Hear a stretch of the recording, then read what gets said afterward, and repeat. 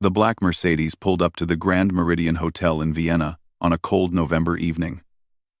The driver stepped out first, opening the rear door with practiced precision. From inside emerged a man who looked like he owned, not just the car, but the street it was parked on, and possibly the entire block. His name was Richard Caldwell. He was 54 years old, and he had spent the last 3 decades building a real estate empire that stretched across 12 countries. His net worth hovered somewhere around $400 million, give or take a few million depending on the stock market's mood that day. He wore a charcoal suit that cost more than most people's monthly rent, and a watch that could have paid for a small house. Richard had a habit of making sure everyone around him understood exactly how important he was. It wasn't enough for him to be wealthy. He needed others to feel small in comparison. That was where he found his power, not just in the money itself, but in the way it made ordinary people look at him with a mixture of respect and fear. He walked into the hotel lobby like he was entering his own living room. His eyes scanned the space, taking in the crystal chandeliers, the marble floors, the fresh flowers arranged in tall vases. He had stayed at hundreds of luxury hotels over the years. They all started to look the same after a while, but he still expected perfection. He demanded it. The young woman at the reception desk smiled warmly as he approached. Before she could even finish her greeting, Richard cut her off. "Presidential suite. I called ahead. The name is Caldwell, and I need the room temperature set to exactly 68 degrees. Not 67, not 69, 68. The last hotel I stayed at couldn't manage this simple task, and I had to speak to their general manager at 2 in the morning. The receptionist kept her smile in place, though something flickered behind her eyes. "Of course, Mr. Caldwell. Everything has been prepared according to your specifications. Our concierge will escort you to your suite personally." She gestured toward a man standing near the elevator bank. He was tall and lean, with dark skin and calm eyes. He wore the hotel's standard uniform, a navy blazer with gold buttons, pressed trousers, and polished shoes. His name tag read, Benjamin. Benjamin Adeyemi had worked at the Grand Meridian for 3 years. He was 32 years old, originally from Lagos, Nigeria. He had come to Europe nearly a decade ago with big dreams and an even bigger talent. But life has a way of redirecting people. Sometimes gently, sometimes not. Benjamin had learned to accept the detours. He had learned to find dignity in work that others might consider beneath them. He approached Richard with a polite nod. "Good evening, Mr. Caldwell. Welcome to the Grand Meridian. Please allow me to show you to your suite. Your luggage will be brought up separately." Now, Richard barely looked at him.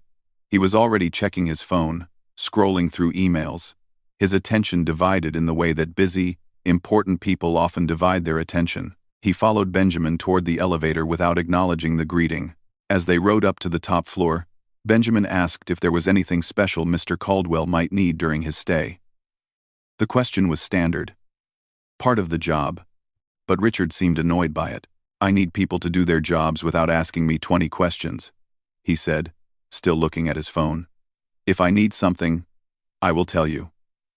Until then, just stay out of my way." Benjamin nodded. "Of course, sir." The suite was magnificent. Floor-to-ceiling windows overlooked the Vienna skyline.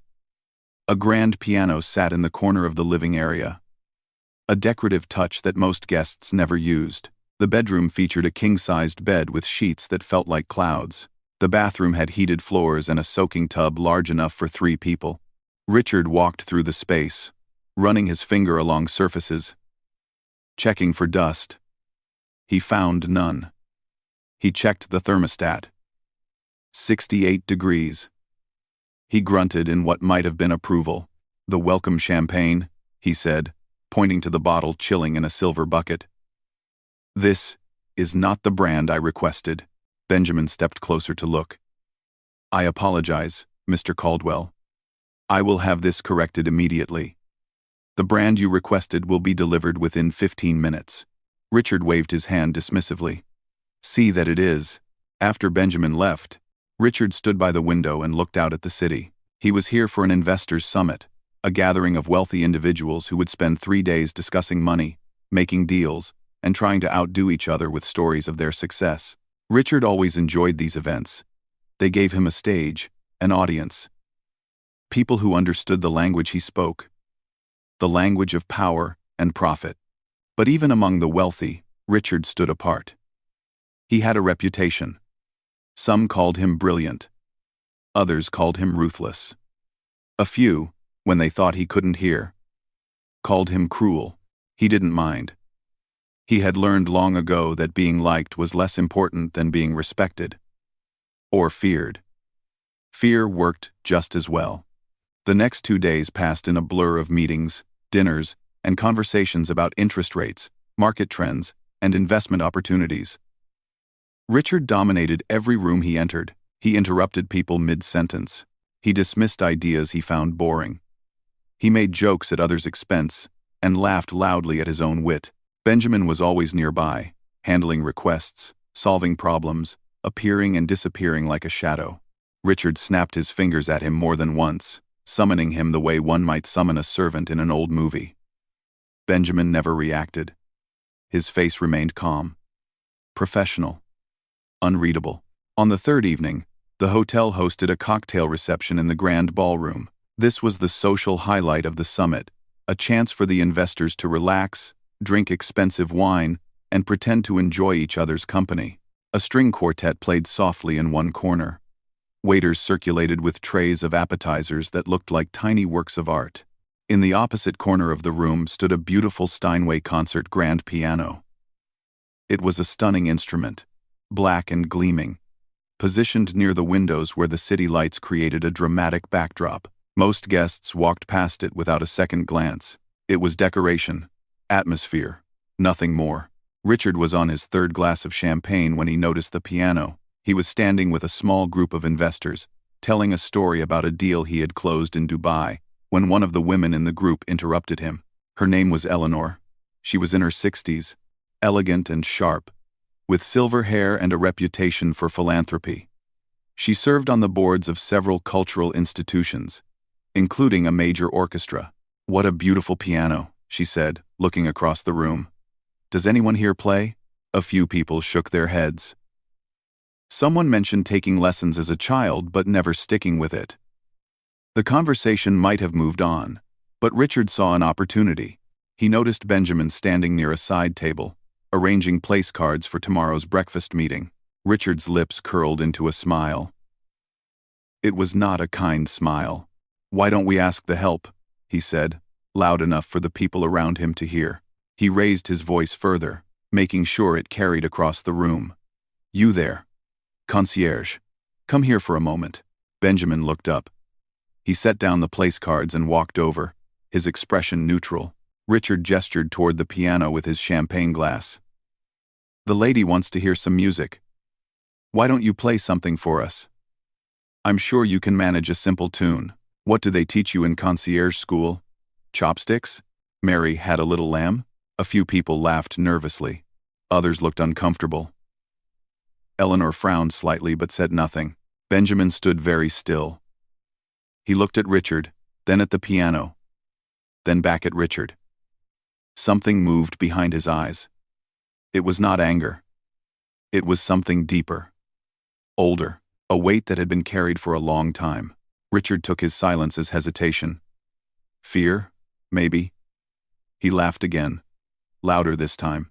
"Come on, don't be shy. Entertain us. That is your job, isn't it? To make the guests happy?" The room had grown quiet. People were watching now, waiting. Benjamin took a slow breath. Then, without a word, he walked toward the piano. The ballroom fell silent as Benjamin walked toward the piano. His footsteps were soft on the thick carpet. But in that moment, they seemed to echo. Every eye in the room followed him. Some people looked curious. Others looked embarrassed. A few looked away entirely, uncomfortable with what was happening but unwilling to stop it. Richard Caldwell stood near the center of the room. Champagne glass in one hand, phone in the other. He had already opened the camera app. He was filming. He wanted to capture this moment. Whatever it turned out to be, he imagined sharing it later with his business partners, laughing about the concierge who thought he could play piano.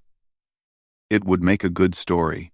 Richard loved good stories, especially ones where he was the clever one, the powerful one, the man who saw through pretense. "Go on then," Richard called out, his voice carrying across the quiet room. "We're all waiting. Give us a show." Benjamin did not respond.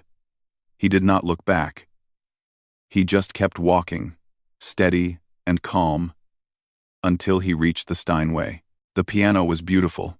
Even someone who knew nothing about music could see that.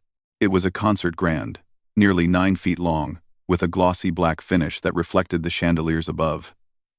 The keys were pristine, ivory white and ebony black, waiting to be touched. Most hotel guests never went near it. They assumed it was just for decoration. A piece of expensive furniture meant to make the room look elegant. Benjamin stopped in front of the piano bench. He stood there for a moment, looking at the instrument. His hands hung at his sides. His breathing was slow and even. Behind him, Richard made another comment to the people standing nearby. $10 says he doesn't know where Middle C is. A few people laughed. But the laughter was thin, nervous. The joke was starting to feel less funny. Eleanor, the silver-haired woman who had first mentioned the piano, watched Benjamin with a different expression.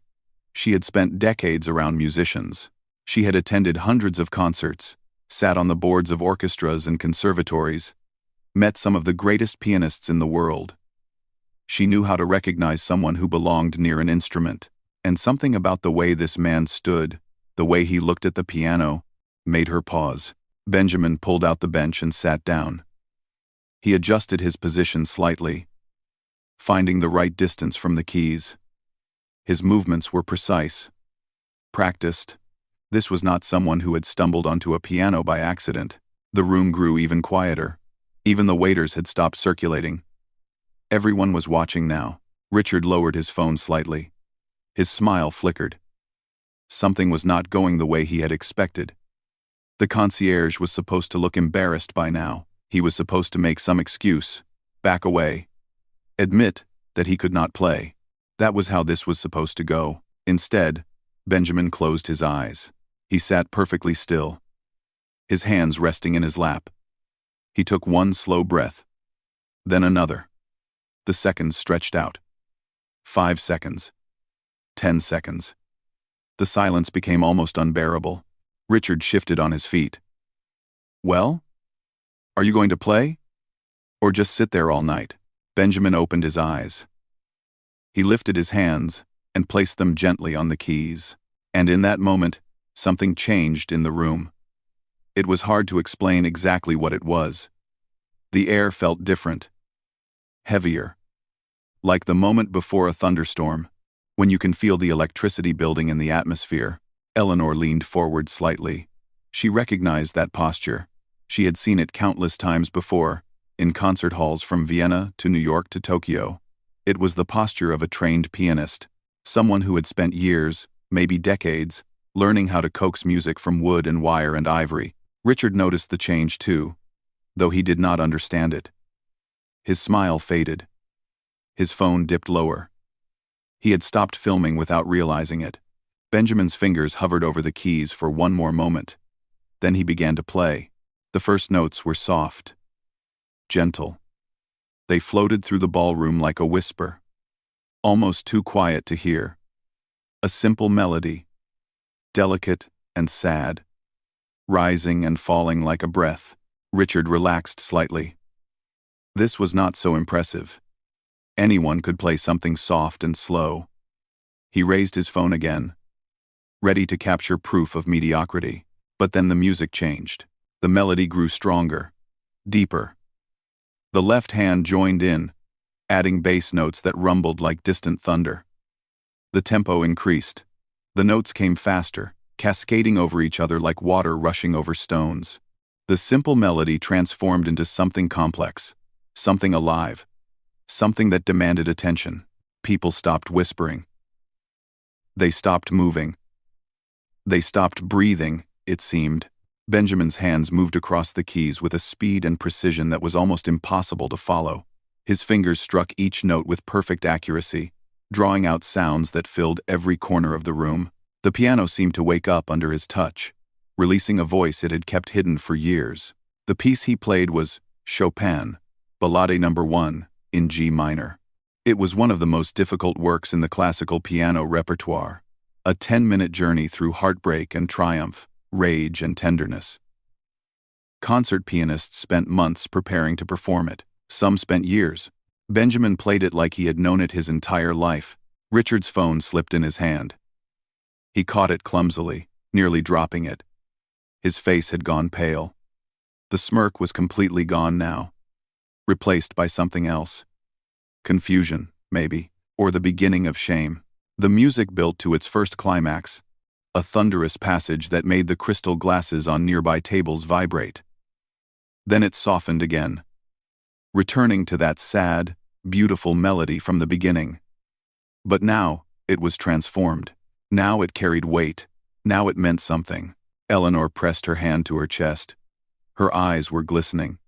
She had heard this piece performed by some of the greatest pianists of her generation, in some of the finest concert halls in the world. What she was hearing now belonged in those halls. What she was hearing now was extraordinary. Around the room, other guests stood frozen in place. A woman near the window had tears running down her cheeks.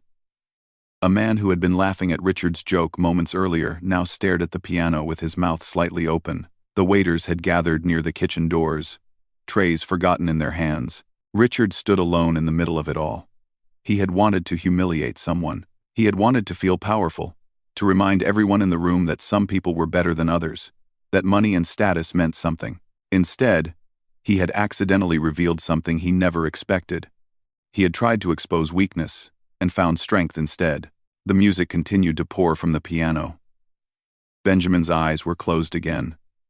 His face was calm, almost peaceful. But there was emotion there too. Something deep and private. This was not a performance for the crowd. This was something else entirely. This was a man returning to a place he had been forced to leave, rediscovering a part of himself he had tried to bury. The piece moved into its final section. The tempo increased again. The notes came faster and faster, building toward the dramatic conclusion that Chopin had written nearly 200 years ago. Benjamin's hands flew across the keys, striking chords that filled the room with sound, with feeling, with life. And then, suddenly, it was over. The final chord rang out, powerful and definitive. Benjamin's hands lifted from the keys and returned to his lap. He sat still, eyes closed, breathing slowly. For 3 full seconds, no one moved, no one spoke. The silence was absolute. Then Eleanor began to clap. It started with just her, a single pair of hands breaking the spell. But within moments, the entire room had joined in. The applause was thunderous, louder than the music had been. People were standing. People were cheering.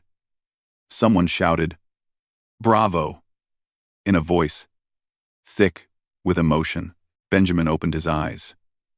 He looked out at the crowd, and for just a moment, something flickered across his face. Surprise, maybe, or gratitude, or the ghost of a dream he had given up long ago. He stood slowly and gave a small nod, the modest acknowledgement of a man who was not seeking praise. Then his eyes found Richard Caldwell. Richard stood frozen in the middle of the room, phone hanging uselessly at his side, face pale, mouth open. He looked like a man who had just watched the ground open up beneath his feet. He looked like a man who had suddenly realized he understood nothing about the world at all. Benjamin held his gaze for just a moment. He did not smile. He did not gloat. He simply looked at him, calm and steady, the same way he had looked at him since the moment they met. Then Benjamin turned and walked away from the piano, back toward the service corridor, back toward his job, leaving the room full of wealthy strangers to wonder who he really was. The applause was still echoing through the ballroom when Eleanor excused herself from the group. She set her wine glass on a passing waiter's tray and walked quickly toward the service corridor where Benjamin had disappeared. Her heart was beating faster than it had in years. She had spent her entire adult life around music, around musicians, around talent in all its forms. She knew what she had just witnessed, and she knew she could not let this moment pass without understanding it. The service corridor was narrow and plain, a sharp contrast to the elegance of the ballroom. The walls were bare, the lighting was harsh. This was the hidden world behind the luxury. The place where staff moved unseen, carrying trays and folding linens and making sure the wealthy guests never had to think about how anything worked. Eleanor found Benjamin standing near a small window at the end of the hall. He was looking out at the Vienna night, his reflection ghost-like in the glass. His hands were trembling slightly. He did not seem to notice her approach. "That was Chopin," she said softly. "Ballade number 1. Benjamin turned. When he saw who it was, something in his posture shifted. He straightened up, slipping back into the professional mask he wore every day. "Yes, madam. I apologize if I caused any disruption to the evening." "I should not have. Please." Eleanor interrupted gently. "Do not apologize. And please do not call me madam. My name is Eleanor." She paused, studying his face. "That was one of the finest performances of that piece I have ever heard. And I have heard it performed by Lang Lang, by Zimmerman, by Argerich." Benjamin said nothing. He looked down at his hands, the same hands that had just made a piano sing, and now hung awkwardly at his sides. Eleanor took a step closer. "Who are you?" she asked. It was not a demand. It was an invitation. "Where did you learn to play like that?" For a long moment, Benjamin did not answer. The silence stretched between them, filled with the distant murmur of the party continuing without them. Eleanor waited. She had learned long ago that some stories need time to surface. Some truths cannot be rushed. Finally, Benjamin spoke. His voice was quiet, almost reluctant, like a door opening after years of being locked. "I was born in Lagos," he said, "Nigeria. My father left when I was very young. I do not remember him. My mother raised me alone. She worked as a cleaner in an office building. Sometimes 2 jobs, sometimes 3. We did not have much, but she made sure I had what I needed." He paused, gathering himself. "When I was 7 years old, the church near our house received a donation. An old piano. It was out of tune and missing 2 keys. But to me, it was the most beautiful thing I had ever seen. I used to sneak in after service and touch the keys. Just touch them. I did not know how to play. I just wanted to feel them under my fingers." Eleanor listened without interrupting. She could see the memory taking shape behind his eyes, vivid and painful and precious. "The pastor noticed me," Benjamin continued. "He asked if I wanted to learn. I said yes before he finished the question. He found a woman in the neighborhood who had studied piano years ago. She agreed to teach me for free. Her name was Mrs. Okafor. She was 73 years old, and her hands shook when she walked. But when she sat at that broken piano, her hands became steady. She taught me everything she knew." He smiled faintly at the memory. It was the first real smile Eleanor had seen from him. "By the time I was 12, I had outgrown what she could teach. But she had a friend, another teacher, more advanced. That teacher had another friend. And so it went. Each one passed me to the next, like a baton in a relay race. None of them charged me money. They saw something in me, they said. They did not want to let it go to waste." "Thanks for watching." "A prodigy," Eleanor said quietly. Benjamin shook his head. "I do not like that word. It makes it sound like magic, like something I was given. But it was not magic. It was hours. Thousands of hours. Practicing until my fingers bled. Practicing until my mother had to drag me away from the keyboard to eat dinner. Whatever gift I had, I earned it. Every note." He looked back out the window. The city lights blurred in the glass. "When I was 19, I won a competition. A small one, by international standards. But the prize was a scholarship. Full tuition to the Warsaw Conservatory. Do you know what that meant? A boy from Lagos, son of a cleaning woman, going to study at one of the best music schools in Europe. My mother cried for 3 days. She said it was the happiest she had ever been. Eleanor felt her throat tighten. She already sensed where this story was going.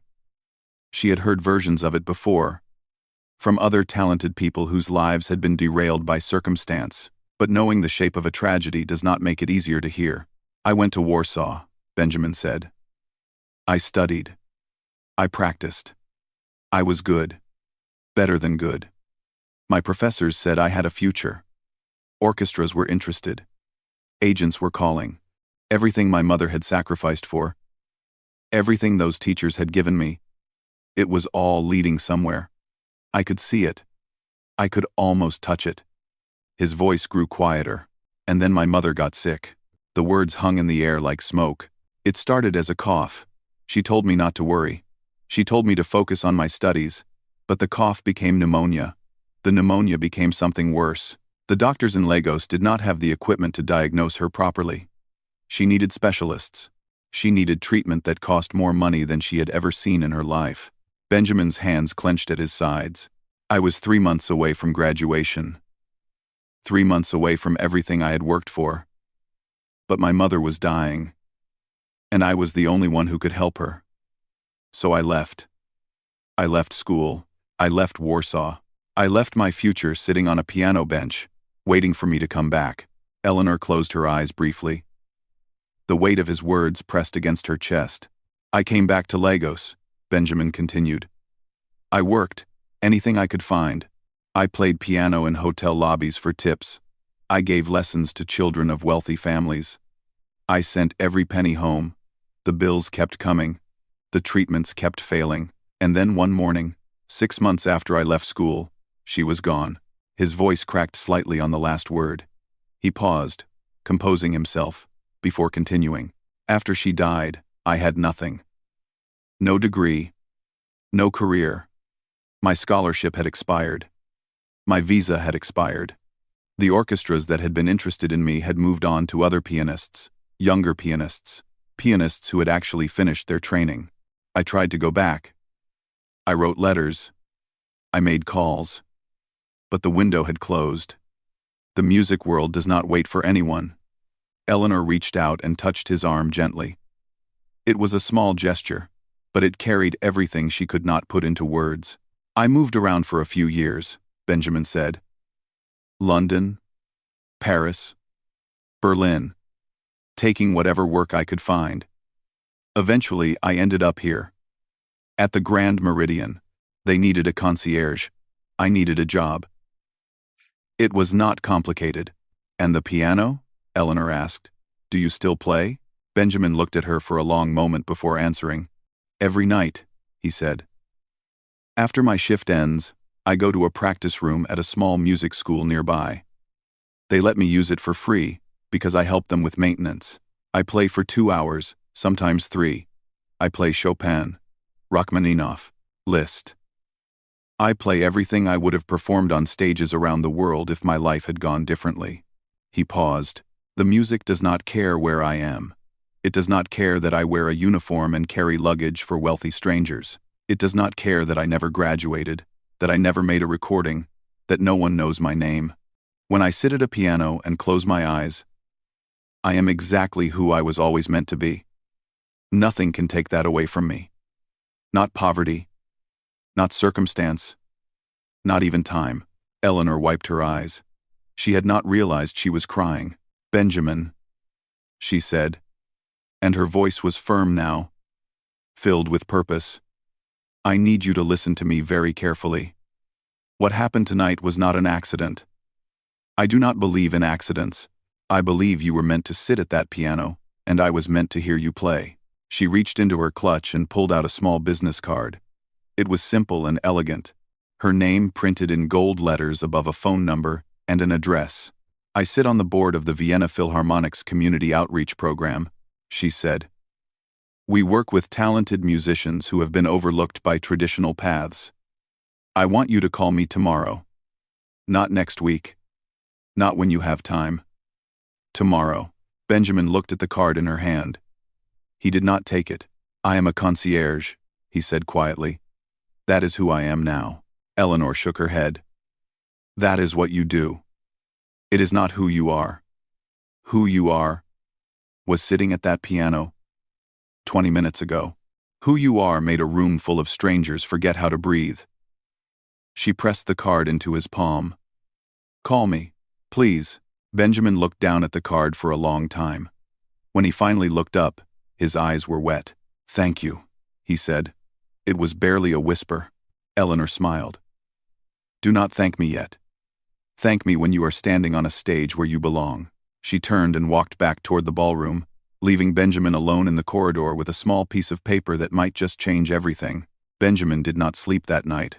He lay in his small apartment on the outskirts of Vienna, staring at the ceiling, turning Eleanor's business card over and over in his fingers. The edges were already soft from handling. He had memorized every word on it, her name, her phone number, the address of the Philharmonic office. Such a small thing. This piece of paper. Yet it felt heavier than anything he had carried in years. Part of him wanted to throw it away. That part had protected him for a long time. It was the part that had learned to expect nothing, to want nothing, to build walls so high that disappointment could never climb over them. That part whispered to him now, in the darkness of his room. Do not hope. Do not reach. You have been hurt enough. But another part of him remembered the feeling of his fingers on those keys. The way the music had poured out of him like water breaking through a dam, the faces in that ballroom, strangers who had looked at him and seen something more than a man in a uniform. For 10 minutes, he had been himself again. His true self. The self he had buried under years of survival. The sun rose over Vienna, painting the sky in shades of pink and gold. Benjamin watched it through his window. He thought about his mother.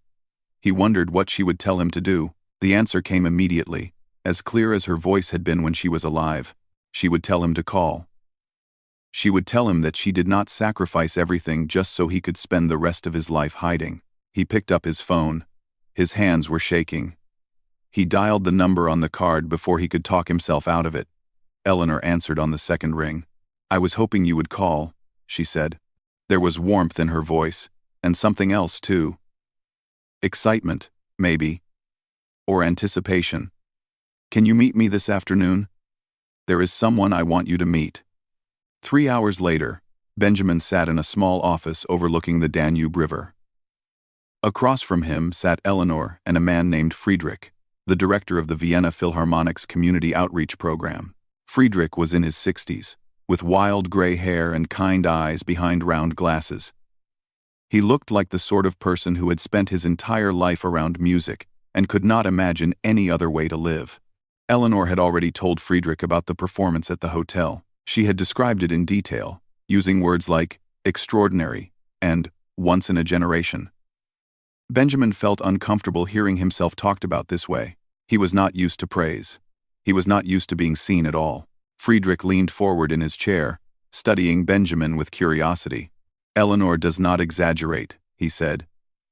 In 30 years, I have never heard her use the words she used to describe your playing. So I must ask you directly. What do you want? Benjamin, what are you hoping to find here? The question caught Benjamin off guard. He had spent so many years simply surviving that he had stopped asking himself what he wanted. Wants were luxuries. Wants were dangerous.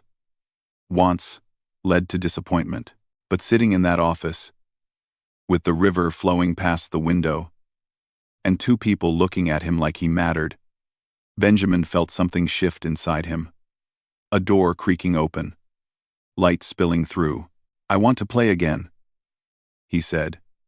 His voice was barely above a whisper. Not in hotel lobbies. Not in empty practice rooms at midnight. I want to play the way I was meant to play. On a stage. For people who came to listen. I want to finish what I started. Before life got in the way. Friedrich nodded slowly. He exchanged a look with Eleanor. We have a charity gala in 6 months, Friedrich said. It benefits young musicians from disadvantaged backgrounds. Scholarships. Instruments. Training. The sort of opportunities that change lives. He paused. We need a performer for the evening. Someone whose story will resonate with the donors. Someone who understands what it means to have talent but no path forward. Benjamin's heart began to beat faster. We would like you to perform, Friedrich continued. One piece. 10 to 15 minutes. It would be your reintroduction to the world. Your second chance. Benjamin sat in stunned silence. 6 months. A stage. An audience. Everything he had dreamed about during those long nights in his apartment. Playing for no one but himself. It was being offered to him now. Laid out like a gift he had not asked for, and did not know how to accept. I have not performed publicly in almost 10 years, he said. I do not know if I am ready. Newman. Eleanor leaned forward. You were ready last night. You were ready the moment you sat down at that piano.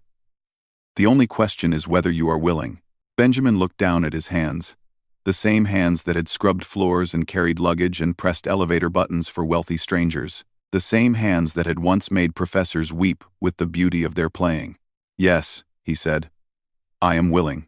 The next 6 months were the hardest of Benjamin's life, and also the most alive he had felt in years. He kept his job at the Grand Meridian. He needed the income, and he was not ready to let go of the stability it provided. But every moment outside of work was devoted to preparation. He practiced 4 hours a day, sometimes 5. He worked with a coach that Friedrich connected him with, a retired pianist who had once performed at Carnegie Hall. She pushed him harder than anyone had pushed him since his days at the conservatory. You have the technique, she told him during one of their sessions. You never lost that, but you have been playing for yourself for too long. You have forgotten how to share the music, how to give it away. She was right. Benjamin had built walls around his playing, just as he had built walls around his heart. The music had become a private thing, a secret he kept hidden from the world. Now he had to learn how to open up again, how to let people in. It was terrifying. It was also wonderful. Word began to spread about the upcoming gala. Eleanor had connections everywhere, and she used them shamelessly. She told the story of the concierge who had silenced a room of millionaires with a single performance. She told the story of the boy from Lagos who had sacrificed everything for his mother. She told the story of talent that had been buried but never destroyed. People were curious. Critics were intrigued. Ticket sales for the gala exceeded expectations within the first month. Benjamin tried not to think about any of it. He focused on the music. He focused on the piece he had chosen to perform. Rachmaninoff's Piano Concerto. Number 2. It was ambitious. Some would say too ambitious for a comeback performance. But Benjamin had his reasons. His mother had loved Rachmaninoff. She had never learned to read music, had never played an instrument in her life, but she had owned a single cassette tape, a recording of the second concerto that she had found at a market stall when Benjamin was a child. She had played it so many times that the tape eventually wore out. But by then, Benjamin had memorized every note. It was the first classical music he had ever heard. It was the reason he had fallen in love with the piano in the first place. Playing it now would be his way of honoring her. His way of saying thank you. His way of proving that her sacrifice had meant something. 3 weeks before the gala, Benjamin was arranging flowers in the hotel lobby when a familiar figure walked through the door. Richard Caldwell. Benjamin froze. He had not seen Richard since the night of the performance. The investors' summit had ended the following day, and Richard had checked out early, leaving without a word. Benjamin had assumed he would never see him again, but here he was, walking across the marble floor, looking older somehow, tired. His usual swagger was gone, replaced by something more hesitant. Richard stopped a few feet away from the concierge desk. For a long moment, neither man spoke. I heard about the gala, Richard finally said. His voice was quieter than Benjamin remembered. Eleanor told me. She said you are performing. Benjamin nodded slowly. Yes. In 3 weeks. Richard shifted his weight. He looked uncomfortable, like a man standing on ground he did not recognize. What I did that night, he said. The way I treated you. The things I said. He paused, struggling with words that clearly did not come easily to him. I have been thinking about it. I have not been able to stop thinking about it, actually. And I need you to know that I am sorry. Truly sorry. Not because you turned out to be talented. I would owe you an apology even if you had never touched that piano. I was cruel. I was arrogant. I treated you like you were less than human. And that was wrong. Benjamin studied Richard's face. He saw no trace of the smirking, superior man who had mocked him in front of a room full of strangers.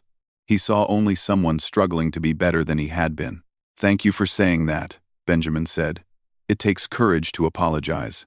Richard let out a small, bitter laugh. Courage. I do not think anyone has ever accused me of that before. He reached into his jacket pocket and pulled out an envelope. I bought a ticket to the gala. Front row. If that is acceptable to you. Benjamin took the envelope. He looked at it for a moment, then back at Richard. It is acceptable, he said. I will see you there. Richard nodded once, then turned and walked away, disappearing through the revolving doors and into the Vienna morning. Benjamin stood alone in the lobby, holding the envelope in his hands, feeling the weight of everything that had changed and everything that was still to come. 3 weeks. Just 3 more weeks until he would find out if second chances were real. The night of the gala arrived faster than Benjamin expected. One moment he was counting down the weeks, then the days, then the hours, and suddenly, it was here. The evening that would either change his life or break his heart all over again. He stood backstage at the Musikverein, one of the most famous concert halls in the world. The same stage where Brahms had conducted, where the Vienna Philharmonic played their legendary New Year's concerts, where the greatest musicians in history had stood and poured their souls into the air. And now he was here. A concierge from a hotel. A boy from Lagos who used to sneak into church just to touch a broken piano. His hands were trembling. He pressed them flat against his thighs, trying to steady them. It did not work. A stagehand approached and told him he had 10 minutes. Benjamin nodded but could not speak.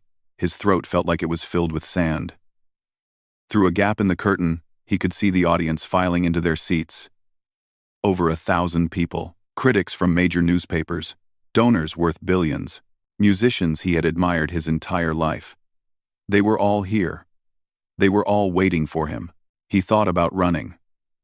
For one wild moment, he seriously considered walking out the back door and disappearing into the Vienna night. He could go back to the hotel, back to his uniform, back to the safe, invisible life he had built. No one would blame him. No one would even be surprised. People like him did not belong on stages like this. That was what the voice in his head kept saying. People like him were meant to serve, not to shine. But then he thought about his mother. He remembered her face the day he received the scholarship to Warsaw. The way she had cried and laughed at the same time, holding him so tight he could barely breathe. He remembered her voice on the phone during those difficult months when she was sick, telling him not to worry, telling him to focus on his music, lying about how bad things really were because she did not want him to give up his dream. She had given everything for him. Everything. And she had never gotten to see him perform on a real stage. She had never gotten to sit in an audience and watch her son do what he was born to do. But maybe, somehow, she was watching now. Benjamin closed his eyes. He took a deep breath, and when he opened his eyes again, the trembling had stopped. The stagehand returned. It's time. Benjamin walked out onto the stage. The applause that greeted him was polite but restrained. Most of the audience did not know who he was. They had read the program notes. The story of the concierge with the hidden talent. But stories are just words on paper. They meant nothing until proven true. Benjamin crossed the stage to the piano. It was a Bösendorfer Imperial, one of the finest instruments ever made. He had practiced on good pianos before, but nothing like this. When he sat down and placed his hands on the keys, he could feel the instrument waiting. Ready. Alive. He looked out at the audience. The lights were bright, but he could still make out faces in the first few rows. Eleanor was there, sitting near the center, her silver hair catching the light. She gave him a small nod. Beside her sat Friedrich, watching with quiet intensity. And in the front row, directly in Benjamin's line of sight, sat Richard Caldwell. Their eyes met for just a moment. Richard's face was different than it had been that night at the hotel. There was no smirk, no superiority, only something that looked almost like hope, like he wanted Benjamin to succeed, like proving himself wrong would be the best thing that had ever happened to him. Benjamin turned back to the piano. He placed his fingers on the keys. The orchestra began to play. The opening of Rachmaninoff's Second Concerto is not the piano. It is the orchestra, building slowly, creating a foundation of sound. Benjamin waited, counting the measures, feeling the music wash over him. This was the moment he had imagined for 10 years. The moment he had given up on, and then been given back. And then it was time. His hands came down on the keys, and the first chords rang out through the concert hall. They were deep and powerful, like bells tolling in a cathedral. Each chord built on the one before, growing in intensity, announcing that something important was about to happen. The sound filled every corner of the room. It pressed against the walls. It climbed toward the painted ceiling. It demanded attention. Benjamin played. He played the way he had played in that hotel ballroom, but bigger, fuller. He was not holding anything back now. Every emotion he had carried for the past decade, every loss, every sacrifice, every moment of loneliness and longing, he poured it all into the music.